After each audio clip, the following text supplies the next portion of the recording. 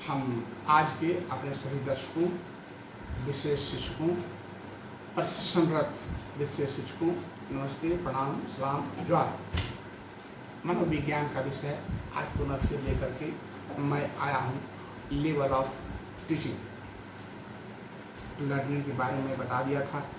मैं आपको बता दूँ कि टीचिंग जो है शिक्षण, this is the main aims, मुख्य उद्देश्य शिक्षण का होता है अधिगम, लर्निंग, सीखना। तो आज मैं इसी विषय को लेकर के आया हूँ, लेवल ऑफ टीचिंग, शिक्षण के स्तर। शिक्षण को स्तर को जानने से पहले हमें यह जानना पड़ेगा phase of teaching. Phase of teaching का अर्थ होता है शिक्षण की अवस्थाएं। जब हम क्लास में बच्चों को पढ़ाने के लिए, ट्रेन टीचरों को पढ़ाने के लिए, व्याख्यान लेक्चर देने के लिए जाते हैं, तो उसके पहले हमें एक प्री एक्टिव फेज होता है। प्री एक्टिव फेज का मतलब होता है क्लास से पूर्व का अवस्था। अब इसमें क्या क्या अवस्था होता है तो देखिए, फॉर्मुलेशन ऑफ गोल। हम एक गोल बनाते हैं कि आज मुझे क्या पढ़ाना है। अब ऐसे कुछ जाकर तो पढ़ा देना नहीं, मेरे ध्यान में होगा कि आज मुझे क्या पढ़ाना है, तो formulation of A goal. And second, subject matter. एक निर्धारित सब्जेक्ट होता है, किस टॉपिक मुझे बताना है। Third, teaching style. आज मेरा टीचिंग स्टाइल क्या होगा, मैं बैठ कर पढ़ाऊँगा, लेक्चर स्टेज पर खड़े होकर पढ़ाऊँगा, या फिर मैं ऑनलाइन पढ़ाऊँगा, या फिर मैं बोर्ड पर पढ़ाऊँगा, या फिर व्याख्यान ही होगा। Style of teaching. And fourth, development stage. क्या हम जो तरीका अपनाए हैं, क्या उसमें डेवलपमेंट उस प्रोसेस होगा या नहीं होगा। तो ये चार चीज़ हमको क्लास में जाने और पढ़ाने से पहले हमको प्रिपरेशन अपने आप में करना होगा। Formulation of goal, subject matter, teaching style and development of interest. Number 2, interactive phase. Interactive phase अंतःक्रिया की अवस्था। जब हम बीच में पढ़ाते हैं तो उसमें हमारा क्या आता है, डायग्नोसिस ऑफ साइज पर, number 1 size of class.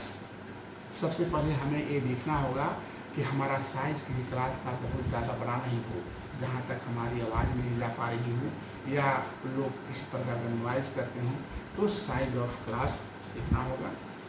And diagnosis of learner. हमको ये डायग्नोसिस करना होगा कि मैं जो पढ़ा रहा हूँ, क्या हमारे जो सीखने वाले हैं उनको अचीवमेंट के लिए सही है या नहीं है, ये हमें ध्यान रखना होगा। उसके बाद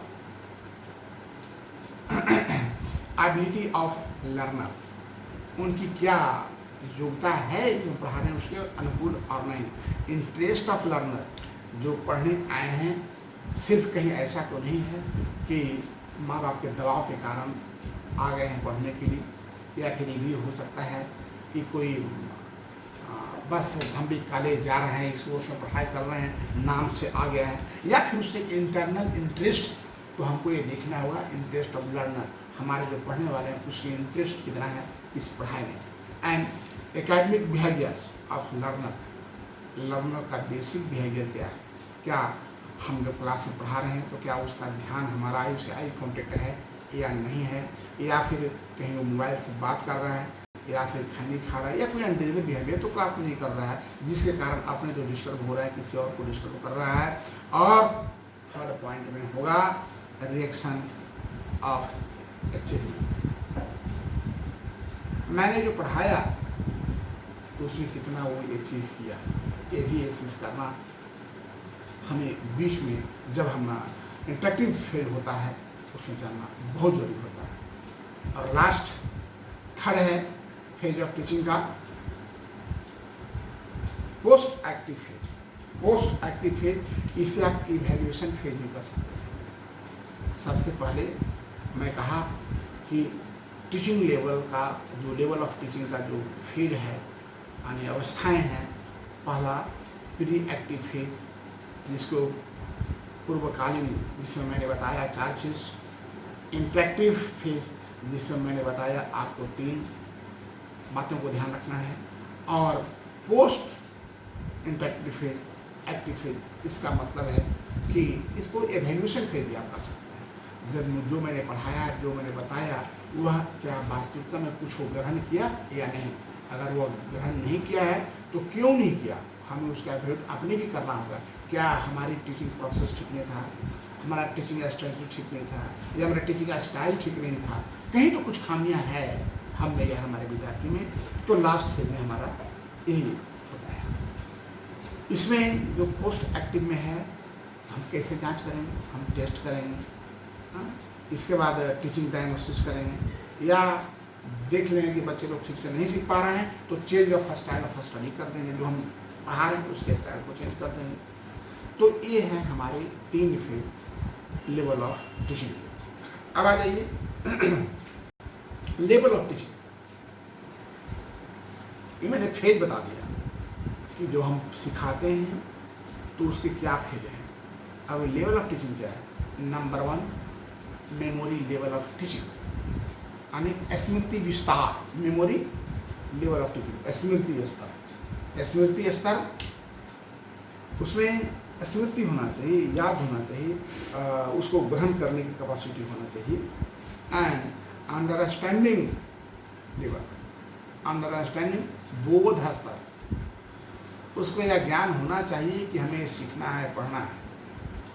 and third, reflective level of teaching, जिसको बोलते हैं चिंतन स्तर।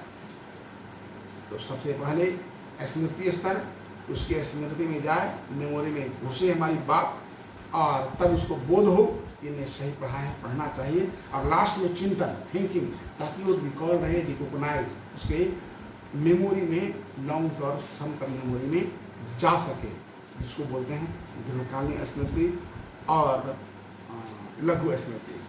बातों को वो समझ सके और उसके अंदर तक व्याख्यान को, लेक्चर को जा सके, ताकि वह बहुत दिन तक उसके टिक सके और उसका वो लाभ उठा सके। जय हिंद, जय भारत।